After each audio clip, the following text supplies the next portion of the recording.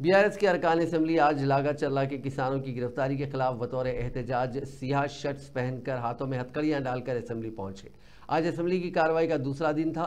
पहले दिन बीआरएस के अरकान ने विकाराबाद जिले के लागा चर्ला गांव के किसानों को गिरफ्तार करने के वाक़े के खिलाफ हाथों में प्ले कार्ड्स थामकर ऐवान और ऐवान के बाहर एहतजाज किया था। आज दूसरे दिन उन अरकान ने बशमूल केटी रामाराव, हरीश राव ने अलामती तौर पर अपने हाथों में हथकड़ियां और सियाह शर्ट्स पहनकर बीआरएस के कायदीन असेंबली और काउंसिल पहुंचे और हुकूमत के खिलाफ नारे लगाए, जिस पर काफी देर तक अहाते असेंबली में कशीदगी देखी गई।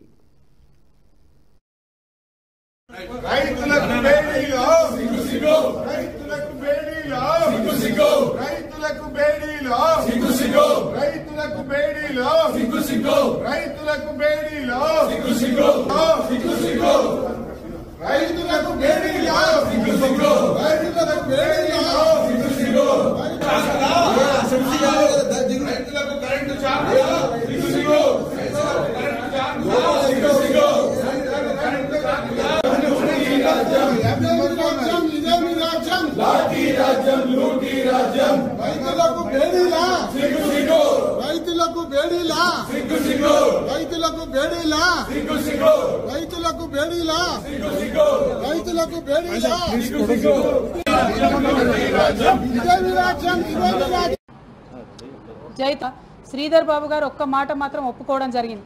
అదేమంటే 4100 కోట్ల రూపాయలతోని ప్రపంచ బ్యాంకులో రుణానికి మేము అప్లై చేసినటువంటి మాట వాస్తవమే అని చెప్పారు. మరి ప్రపంచ బ్యాంకులో రుణానికి పోయినప్పుడు డిపిఆర్ లేకుండా ఎట్లా ఇస్తుంది ప్రపంచ బ్యాంకు అని మేము అడిగిన దానికి మాత్రం ఆయన సమాధానం దాటవేసిండు. ఇవాళ ప్రజలుగా మనందరం ఆలోచించుకోవాలి. ఒక చిన్న బైక్ లోన్కి పోతే కూడా 100 కాయిదాలు అడుగుతారు. 4100 కోట్ల రూపాయలుగా ప్రక్షాళన చేయాలని బీఆర్ఎస్ పార్టీ భావించింది. అందుకే మొదటగా ఎస్టీపీలు కట్టి